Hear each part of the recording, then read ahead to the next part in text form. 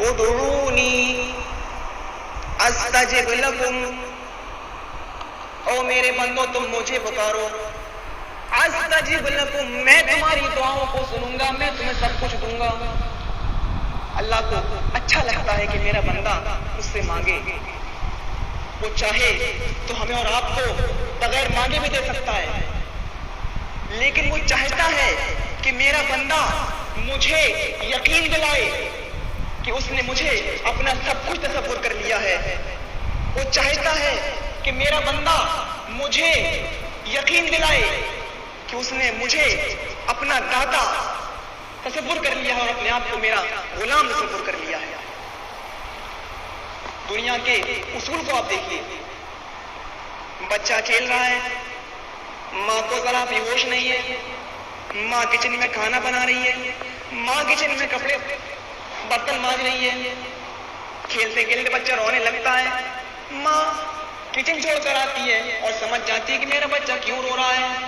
بڑی بدقماش ہے وہ اولاد جو اپنی بوڑھی ماں سے کہتی ہے کہ تم نہیں سمجھو گی، جب کل تیرے پاس زبان نہیں تھی تو بولنا نہیں جانتا تھا، صرف روتا تھا، تو تیری ماں اس وقت تیری رونے کی آواز سے یہ سمجھ لیا کرتی تھی کہ میرے بیٹے کا یہ رونا کیسا ہے، اس کے پیٹ میں درد ہو رہا ہے، یا اس کی ہنسلی سرک گئی ہے، یا سر میں درد ہو رہا ہے، یا اس ٹھوٹ کی وجہ سے میرا بیٹا رو رہا ہے۔ جب کل تیرے پاس زبان نہیں تھی اس وقت تیری ماں تیری زبان سمجھا کرتی تھی، آج تیرے پاس زبان کیا آ گئی، وہ 18-20 سال کا 25 سال کا جوان کیا ہو گیا، آج تیرے پاس بولنے والی زبان کیا آ گئی، تو اپنی اسی ماں سے کہہ رہا ہے کہ تم نہیں سمجھو گی۔ بچہ روتا ہے، ماں چھوڑ کر آتی ہے کچن، اٹھاتی ہے بچے کو اور اپنے بستان سے لگا لیتی ہے۔ ماں کو اچھا لگتا ہے کہ میرا بیٹا میرا بچہ روئے، جب تک بچہ روتا نہیں ہے ماں کی بستان جوش نہیں مارتی۔ جب ایک ماں بغیر روئے ہوئے بچے کو دودھ نہیں پلا سکتی، ہمارا پروردگار بھی کہتا ہے او میرے بندوں تم مجھے پکارو میں تمہیں دوں گا۔ اسی اصول کے اوپر تمام پیغمبر چلتے رہے، تمام رسول چلتے رہے۔ وہ جانتا ہے ہم نے پیغمبروں کو بنایا، رسولوں کو بنایا، لیکن جب انہوں نے مانگا ہم نے ان کو دیا، بغیر مانگے ان کو کچھ بھی نہیں دیا۔ نبیوں نے مانگا اللہ نے ان کو عطا کر دیا۔ یہی تو پیغام ہے او میرے بندو، جب میرے پیغمبروں نے جب میرے رسولوں نے مجھ سے مانگا تو تم کیوں نہیں مانگو گے؟ جب میرے رسولوں نے میرے پیغمبروں نے اپنے ہاتھوں کو میرے سامنے پھیلایا تو تم کیوں نہیں پھیلاؤ گے؟ جب انہوں نے اپنے دامن کو میرے سامنے رکھ دیا ہے، اپنی مصیبتوں کا سوال مجھ سے کیا ہے تو تم کیوں نہیں کرو گے؟ آدم علیہ السلام کا زمانہ آتا ہے، اللہ نے ان کو جنت کے اندر داخل کر کیا ہوا ہے، منع کر دیا اے آدم اس کے قریب نہ جانا، یہ درخت ہے اس کے تم قریب نہ جانا، جنت تمہاری ہے، کھاؤ پیو موج مستی کرو، لیکن اس درخت قریب تم نہ جانا، یہ میرا آرڈر ہے۔ آدم نہیں مانے، شیطان نے بہکا دیا، اس درخت کے قریب چلے گئے، اللہ نے غصہ دکھایا اور ان کو دنیا کے اندر بھیج دیا۔ آدم علیہ السلام شری لنکا میں حوا جدہ کے اندر ہیں، آدم علیہ السلام شری لنکا میں حوا جدہ کے اندر ہیں، لیکن اپنی خطا کا اپنی غلطی کا اقرار کن جملوں میں آدم علیہ السلام کر رہے ہیں؟ قرآن پڑھیے، قرآن کیا کہتا ہے؟ ربنا ظلمنا انفسنا وان لم تغفر لنا وترحمنا لنكونن من الخاسرین۔ ہمارے کچھ بھائی یہاں پر یہ بھی کہتے ہیں کہ آدم علیہ السلام جب دنیا کے اندر آئے تھے تو انہوں نے یہ دعا کی تھی اللہ تو مجھے محمد رسول اللہ کے طفیل میں بخش دے، ان کے صدقے میں بخش دے۔ اللہ نے کہا اے آدم تمہیں کیسے معلوم کہ محمد میرے برگزیدہ بندے ہیں، محمد میرے نبی ہیں، پیغمبر ہیں؟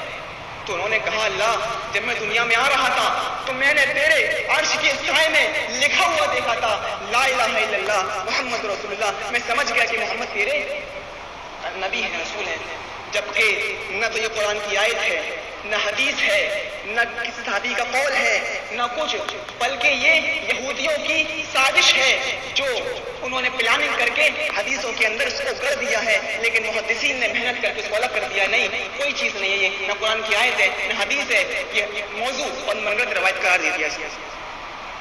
جب ہمیں قرآن بتا رہا ہے، قرآن کلیئر کر رہا ہے ہمیں، قرآن کی آ جانے کے بعد ہمیں کسی اور چیز کی ضرورت نہیں پڑنی چاہیے۔ قرآن کیا کہتا ہے؟ ربنا اے ہمارے رب ظلمنا ہم ظالم ہیں، ہم نے ظلم کیا ہے ظلم تو نہیں کہا کہ میں نے ظلم کیا ہے، ظلمنا ہم نے ظلم کیا ہے، انفسنا اپنے آپ پر، وَإِن لَّمْ تَغْفِرْ لَنَا وَتَرْحَمْنَا اگر تو نے ہمیں معاف نہیں کیا، ہماری مغفرت نہ فرمائی اور ہم پر رحم نہ کیا، لَنَكُونَنَّ مِنَ الْخَاسِرِينَ ہم نقصان اٹھانے والوں میں سے ہو جائیں گے اگر تو نے ہماری مدد نہیں کی۔ آدم نے کسی کو پکارا؟ اللہ کو پکارا۔ نوح علیہ السلام کا زمانہ آتا ہے، ان کا بیٹا کنعان ان کے اوپر ایمان لے کر نہیں آتا ہے، آسمان سے بارش ہوتی ہے، زمین سے پانی نکلتا ہے، ان کا بیٹا پہاڑ کے اوپر چڑھ جاتا ہے۔ نوح علیہ السلام نے کہا اے میرے بیٹے میری کشتی میں آ جا، میرے توحید کو مان لے، اللہ کے ہونے اقرار کر لے، ورنہ آج اللہ کا عذاب تجھے بھی نہیں چھوڑے گا، پانی پہاڑ تک پہنچ جائے گا۔ ان کا بیٹا کہنے لگا پانی آج تک پہاڑ تک پہنچا ہے، جو آج پہنچے گا میں سب سے اوپر چڑھا ہوا ہوں، پانی میرا کچھ نہیں کر سکتا ہے۔ پانی پہاڑ کے اوپر بھی پہنچ گیا، ان کا بیٹا ڈوبنے لگا، ان کا بیٹا فرد محبت میں نوح علیہ السلام نے کہا اللہ میرا بیٹا مر جائے گا، یہ بھی ڈوب جائے گا۔ نوح علیہ السلام کو ڈانٹ پڑتی ہے، اللہ نے کہا انہ لیس من اہلک، اے نوح وہ تمہارے اہل و عیال میں سے نہیں ہے، تم کو نہ مانے، تمہاری توحید کو نہ مانے، تم پر ایمان لے کر نہ آئے، تمہارا بیٹا کیسا ہے؟ اے نوح آج تم نے بیٹا کہہ دیا، آئندہ اگر تم نے بیٹا کہہ دیا تو اے نوح تم سے نبوت چھین لوں گا۔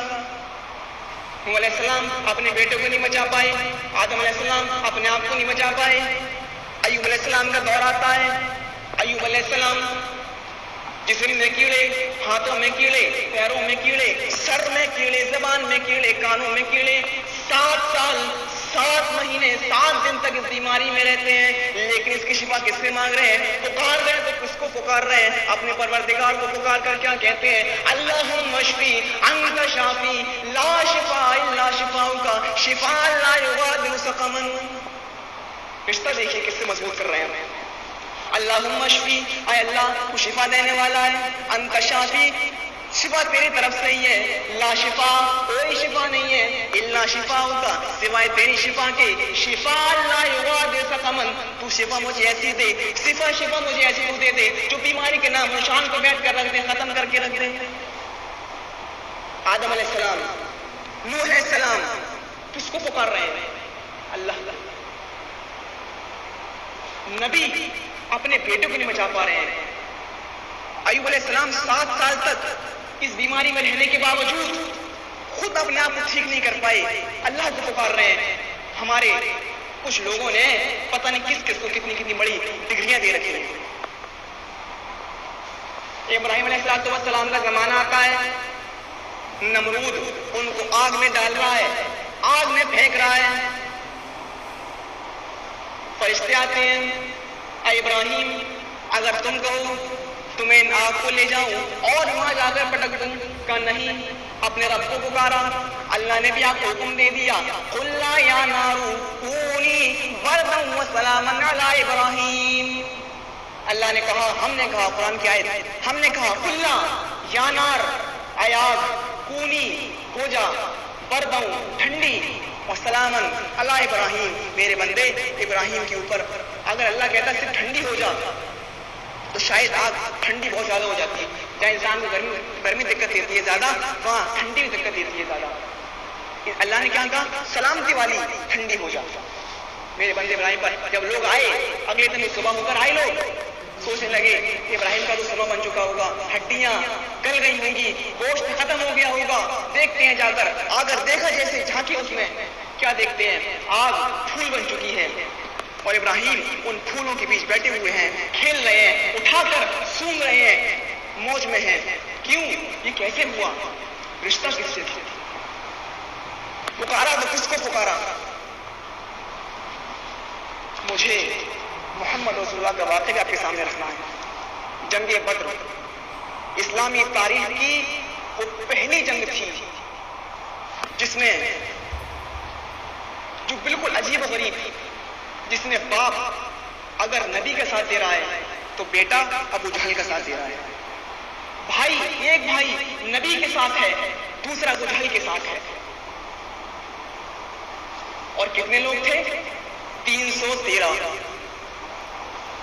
جب جوڑوں کو جوڑا گیا، جوانوں کو جوڑا گیا، تب جا کر 313 پہنچتے ہیں۔ کسی کے پاس تلوار ہے تو ڈھال نہیں ہے، ڈھال ہے تو تلوار نہیں ہے، کمان ہے تو تیر نہیں ہے، گھوڑے بھی کم ہیں۔ سامنے نبی اکرم نے دیکھا 1000 کی لشکر کو، 1000 کی تعداد کو، ہتھیاروں سے لیس، تلواروں سے لیس، ان کے پاس گھوڑے بھی ہیں، تلواریں بھی ہیں، زین بھی ہیں، کھنجر بھی ہیں، بھالے بھی ہیں، سب کچھ ہے۔ یہاں 313 بوڑھے بھی، جوان بھی، بچے بھی، تب جا کر 313 پہنچتے ہیں۔ نبی اکرم نے نہتوں کو دیکھا، 1000 کے لشکر کو دیکھا، اس پوزیشن کو دیکھ کر آپ سجدے میں گر جاتے ہیں اور دعائیں کرنے لگتے ہیں۔ اس دعا کے اندر جو الفاظ آپ نے ادا کیے ان الفاظوں پر غور کیجئے۔ آپ نے کہا اللہم ان تہلک ھذی العذاب ان تہلک ھذی العذاب لن توبۃ بعد اليوم قط۔ اے اللہ یہ مٹھی پر جماعت تہلکو، ایک پہلے تہلک بعد میں تہلک، فرق سمجھیے، پہلے کہا تہلک بعد میں کہا تہلک۔ اس کے معنی دیکھیے، اللہم ان تہلک ھذی العذاب، اے اللہ یہ مٹھی پر جماعت ہے، اس کو ہلاک نہ کرنا، اس کو برباد نہ کرنا۔ بعد میں کیا کہا؟ تہلک۔ اگر یہ مٹھی پر جماعت ہلاک ہو گئی، تجھ پر، تیرے نبی پر ایمان لانے والی اگر آج جماعت مٹی میں مل گئی، ہلاک ہو گئی، تو اے اللہ پھر روئے زمین کے اوپر کبھی اللہ اللہ کہنے والا کوئی نہ ہوگا۔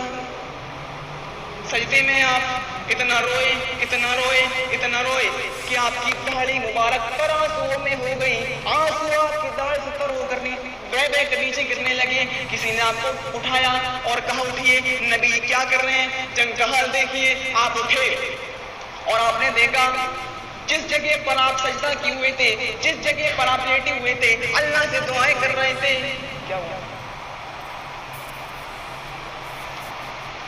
جس جگہ پر آپ لیٹے تھے اور دعائیں کر رہے تھے، جب اس جگہ کا حال دیکھا گیا تو اس جگہ پر گڈھے پڑ چکے ہیں اور آنسو ان گڈھوں میں جا چکے ہیں، گڈھا بھر چکا ہے آنسوؤں سے۔